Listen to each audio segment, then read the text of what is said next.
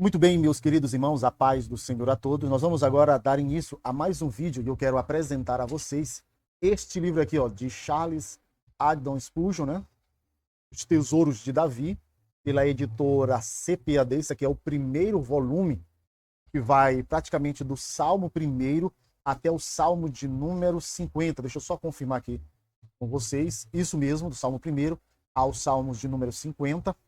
E aí, como de costume, nós vamos fazer uma leitura introdutória, tá bom? Sobre este livro, logo partindo para o Salmo de número 1. Vamos lá?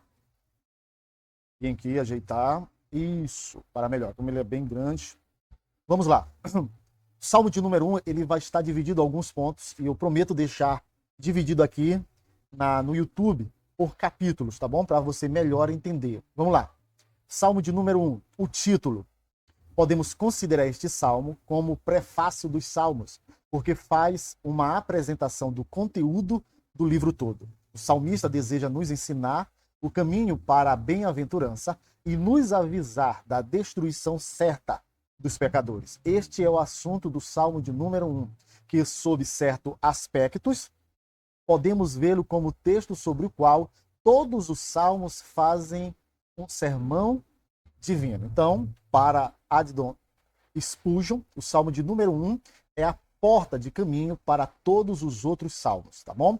A divisão. Este salmo consiste em duas partes. Na primeira parte, dos versículos 1 até o versículo de número 3, Davi delimita em que consiste a felicidade e bem-aventurança dos justos, quais são os seus procedimentos e quais as bênçãos que ele receberá do Senhor. Na segunda parte, que são dos versículos 4 ao versículo 6, ele contrasta o estado e o caráter dos ímpios, revela o futuro e, em linguagem impressionante, descreve o seu destino final. E aqui nós temos a exposição. A exposição, querido, ele vai ficar praticamente dividido em alguns pontos. Muito bem. A primeira divisão, ele vai pegar o primeiro versículo e o segundo versículo, que diz assim: Bem-aventurado o varão que não anda segundo o conselho dos ímpios, nem se senta ou nem se detém no caminho dos pecadores, e nem se assenta na roda dos escarnecedores. O versículo 2. Antes tem o seu prazer na lei do Senhor, e na sua lei medita de dia e de noite. Vamos agora para a exposição. Ele vai começar primeiramente com a expressão ou a palavra bem-aventurado. Abre aspas, ou melhor dizendo, dando continuidade. Veja como o livro dos Salmos inicia com uma bênção, exatamente como ocorre no famoso Sermão do Monte, proferido pelo nosso Senhor Jesus Cristo. A palavra hebraica para bem-aventurado é muito expressiva. A palavra original está no plural e é o ponto de debate se é um adjetivo ou um substantivo. Por conseguinte, é certa a multiplicidade de bênçãos que repousará sobre o homem a quem Deus justificou, e a perfeição e grandeza da bem-aventurança que ele desfrutará.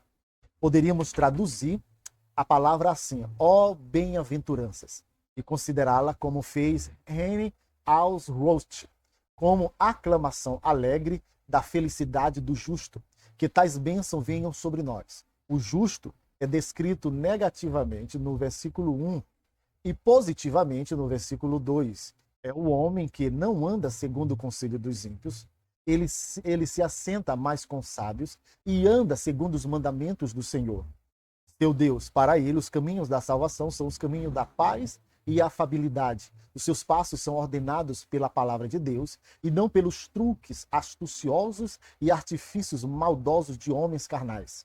É marca de abundante graça interior quando mudamos o nosso andar e colocamos a impiedade longe de nossas ações. Note em seguida, nem se detém no caminho dos pecadores. A companhia justa é da mais sublime escolha. Embora pecador, agora ele é um pecador lavado pelo sangue, movido pelo Espírito e de coração regenerado, detendo-se na rica graça de Deus. Na congregação dos justos, ele não ousa se reunir com a multidão que comete o mal. Continua o texto. Nem se assenta na roda dos escarnecedores.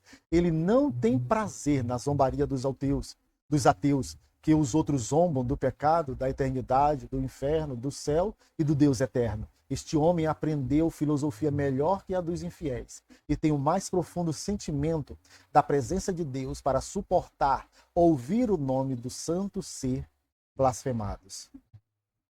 A roda dos escarnecedores pode ser muito imponente, mas está muito perto das portas do inferno. Fujamos, pois em breve essa roda estará vazia e a destruição engolirá o homem que se assentar nela. Observe a gradação no versículo 1. Ele não anda segundo o conselho dos ímpios, nem se detém no caminho dos pecadores, nem se assenta na roda dos escarnecedores.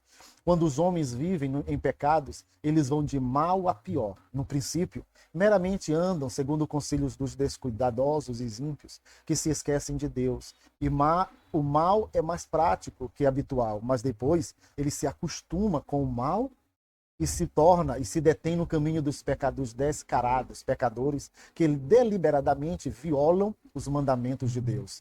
Caso sejam deixados ao seu bel prazer, eles vão mais longe e se tornam mestres e tentadores perniciosos de outros, assentando-se na roda dos escarnecedores.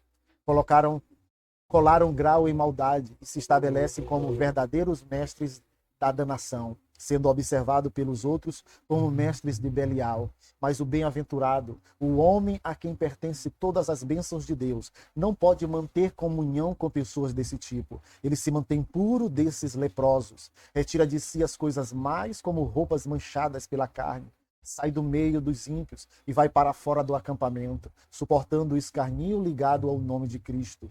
Que pela graça estejamos assim, separado dos pecadores. Agora, observe o caráter positivo do bem-aventurado. Antes, o seu prazer está na lei do Senhor.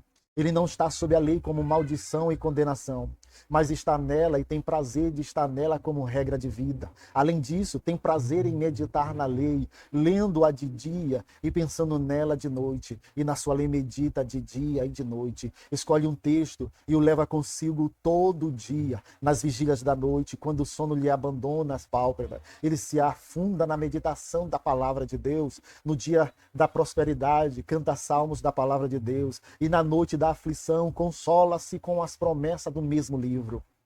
A lei do Senhor é o pão diário do verdadeiro crente. E como era pequeno o volume da inspiração nos dias de Davi, pois não havia outra coisa, exceto os primeiros 5 livros de Moisés. Quanto mais, então, devemos prezar todo o escrito da palavra, que é o privilégio de cada um ter em casa. Mas, infelizmente, como é maltratado este anjo do céu, nós somos absolutamente pesquisadores berianos das Escrituras, como são pouco entre nós os que podem reivindicar as bênçãos do texto. Talvez alguns possam reivindicar, de certa forma, a pureza negativa, porque vocês não andam no caminho dos pecadores. Mas permitam-me uma pergunta. O seu prazer está na lei do Senhor? Você estuda a palavra de Deus? Você faz da Bíblia o seu auxílio indispensável? A sua melhor companhia, o seu guia de hora em hora? Se as respostas forem afirmativas, esta bênção, se essas respostas não forem afirmativas, estas bênçãos não lhe pertencem. Então, nós já concluímos a primeira parte deste vídeo, onde nós lemos o versículo 1 e o versículo 2. Para o próximo vídeo, eu convido a você a que nós vamos ler o versículo de número 3, tá bom? Até o próximo vídeo. Que Deus em Cristo vos abençoe. Amém.